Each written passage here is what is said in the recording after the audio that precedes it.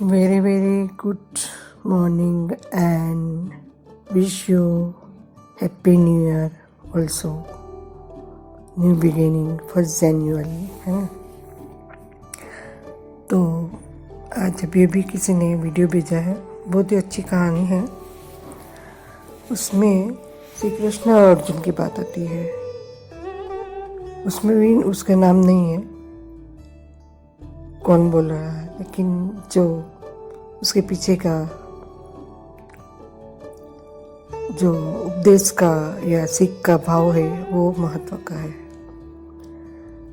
तो श्री कृष्ण और अर्जुन ऐसे मॉर्निंग को पे जा रहे हैं, ऐसे बोला, और उसको एक ब्राह्मण मिलता है रास्ते में। तो पहले के ज़माने में तो ऐसा है ना, ब्राह्मण को हम दान देते हैं और वो अपने उसमें व्यस्त रहता है, विद्या में या शास्त्र के अध्ययन में, ऐसा कुछ। तो अर्जुन है ना, वो ब्राह्मण को 100 रुपया मतलब में सोना मोहर वो देता है, जिससे उसका कल्याण हो जाए, मतलब में वो इसीलिए अपना जीवन गुजर कर सके ऐसा। तो वो क्या होता है, मैं इन शॉर्ट में बताना चाहेगी। तो वो ऐसे जाता है, वो 80 रुपया लेकर।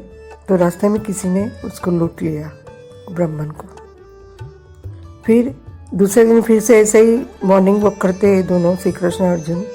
वही ब्राह्मण फिर से मिलता है। तो फिर से उसको वैसे पूछता है कि क्या हुआ क्या नहीं है ऐसा। तो वो बताते कि ऐसा ऐसा हुआ। तो ये बार है ना, वो अर्जुन उसको एक मणि देता है, बहुत ही बहुमूल्य माणिक। तो वो क्या होता है, वही फिर से ऐसा कुछ होता है बाय चांस कि वो अपने घर जाता है ब्राह्मण, उसकी पत्नी सोई होती है। तो वो उसको लगता है कि ये जो में मणि है ना, वो पुराना मटका होता है ना, ज़माने में खाली भी होते हैं, कभी कभी भरे हुए भी होते हैं। तो जो ज़्यादा यूज़ नहीं होता था, वो मटके में वो छुपा लेता है माणिक को, और छुपा कर वो भी ऐसे आराम करता है। तो बाई चांस क्या होता है, उसकी पत्नी जग जाती है, और वो ज़माने में तो नदियों में से पानी भरते थे ना, तो वो मटका लेकर पानी भरने जाती है। तो बाई चांस उसका मटका है ना, वो टूट जाता है, जो नया था मटका वो। तो वो वापस घर पर आती है, और जो पुराना नहीं यूज ज़्यादा होता था, वो मटके को उठाकर पानी भरने जाती है। आप समझ ही गए होंगे क्या होगा। तो वो मटके में जैसे ही पानी डालती है ना, नदी में भरने को ऐसे जाती है, तो जो माणिक है ना, वो नदी में गिर जाता है। फिर वो वापस आती है, तो उसका जो पतिदेव है वो उसको उठकर बोलता है कि मैं तुझे सरप्राइज देता हूँ ऐसा। वो मटके ढूंढने जाता है। तो उसके हाथ में था पत्नी के। तो बोला कि ये क्या है, मैंने तो उसमें ये चीज़ छुपा के रखी थी, तुझे सरप्राइज देना था मुझे। तो उसने ऐसा बोला कि क्या क्या हुआ ऐसा कुछ। तो फिर से वो ब्राह्मण तीसरे दिन ऐसे फिर से श्री कृष्ण और अर्जुन को मिलता है। देखो, कहते हैं ना कि अगर समय से पहले कुछ हमारे भाग्य में मिल जाता, लेकिन अगर नहीं है हमारे भाग्य में, समय से पहले मिल जाता है और भाग्य से अधिक। ऐसा ज्योतिष का कथन आता है ना कभी कभी, कि जब भी आपको मिलना होता है तभी वो मिलता है।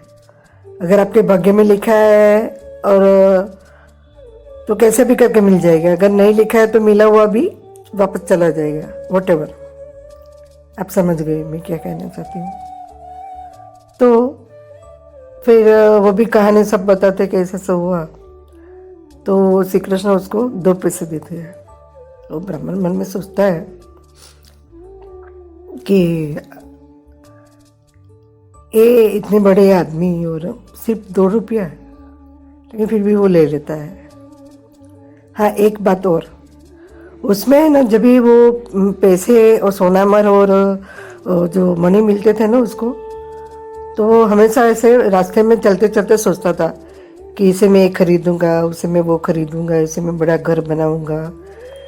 जैसे वो सेक्सुअली होता है ना, वो उसकी भी कहानी ऐसे ही होती है कि वो छाछ लेने बेचने जाता है, वो ऐसे सोचता रहता है कि मैं इसे बेचूंगा तो इतने पैसे आएंगे, फिर उससे मैं ये कर दूंगा, मेरा बेटा आएगा, मैं ऐसे सिर हिलाऊंगा, तो वो ऐसे गिर जाता है छाछ का मटका। तो तभी ऐसा सोचता था। लेकिन ये पैसे आया ना, उसमें दो पैसे में अभी क्या होगा उसका, तो वो ऐसे जाता है। तो इसने बाई चांस उसको एक मच्छी मार, ऐसे जो मछली बेचने को जाते हैं ना, ऐसे जाल में फंसी हुई, वो ऐसे जाता है। तो वो ब्राह्मण के मन में ऐसा सोचा कि देखो ये 2 पैसे से मेरा कुछ होने वाला नहीं है। तो उसने वो मच्छी मार को ऐसा बोला कि ये तो मुझे बेच दे। तो 2 पैसे में उसने खरीद लिया। और ये मछली है ना, उसको फिर से उसने, ब्राह्मण के मन में करुणा भाव आया होगा, तो वो मछली उसको फिर से नदी में डाल दी। तो जैसे ही वो मछली ने थोड़ी देर ठहरता है ना ऐसे कि वो खुश हुई कि नहीं, ऐसे ही तो वो जो मणि वो निकल गई थी वो मछली, वो मणि बाहर आ जाता है। पानी वो पीती है तो पानी की वजह से अंदर जो फंस गया था मणि, वो बाहर आ जाता है। तो वो उसको तुरंत ऐसे स्ट्राइक हो जाता है कि तो वही मणि है जो मुझे अर्जुन ने दिया था, ऐसा करके। तो वो ऐसे खुशी के मारे चिल्लाने लगता है, मिल गया मिल गया मिल गया। तो इतने में बाई चांस क्या होता है, जो उसको चोर जो लूट गया था ना उसका धन, तो बाई चांस वहाँ से पास होता है। तो उसको लगा कि ये तो मुझे वो पहचान गया कि मैंने ही लूटा था उसको, तो वो मुझे मारेगा या ऐसे कुछ में बेकार में फंस जाएगा। तो जल्दी से वो मटका उसको वापस दे देता है और वहाँ से चला जाता है। तो कहने का मतलब कि उसको कहते हैं ना, निमित्त, 2 पैसे की निमित्त मात्र से, ऐसा कहो कि जो कृष्ण का करुणावश वो सबको बांटते थे और सबको अपने जैसे ही, अपने ही अंश समझ कर वो देते थे दान। तो उसका भी बहुत मूल्य होता है कि वो पैसे उसके हाथ में आया ब्राह्मण को, उसको सद्बुद्धि सूझी, वो अच्छे के काम में यूज़ किया पैसे। अगर शायद, मैं भी एक बार ऐसे कहना चाहूँगी, शायद कहते हैं ना अचेतन मन में बहुत कुछ छुपा होता है हमारे।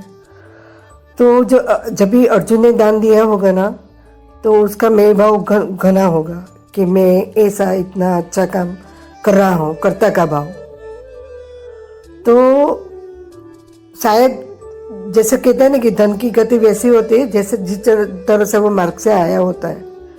अच्छे व्यक्ति से हमको धन मिलता है तो उसका सदुपयोग होता है, और कहीं कहीं से ऐसे ही इकट्ठा किया हुआ धन अगर हमारे, वो हमको सबको पता है ना वो कहानी भी, जरासंध का वो जो मुकुट युधिष्ठिर पहनता है उसकी मति वो हो जाती है, सबको पता है स्टोरी। तो जैसे हम कहते हैं ना कि धन की भी गति होती है अनेक प्रकार की। इन शॉर्ट कि जो उसके पीछे का जो आप एटीट्यूड है ना, जो हम कहना क्या चाहते हैं हम, कि उसके पीछे का उद्देश्य क्या है तो हम क्या हमको समझाना चाहते हैं सब, कि अगर हम किसी का भला करने चाहते हैं तो हमारा भी भला ही होता है।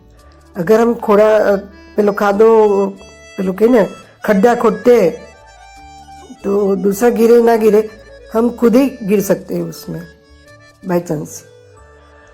तो हमेशा सबका भला करना चाहिए और सबको अपने, अगर हमको कुछ नुकसान होता है या हमको कुछ कोई बोलता है और हमको बुरा लगता है, तो वही वर्तन भी, वही सोच भी हमको दूसरे के प्रति भी रखनी चाहिए कि उसको भी बुरा लग सकता है ऐसा कुछ।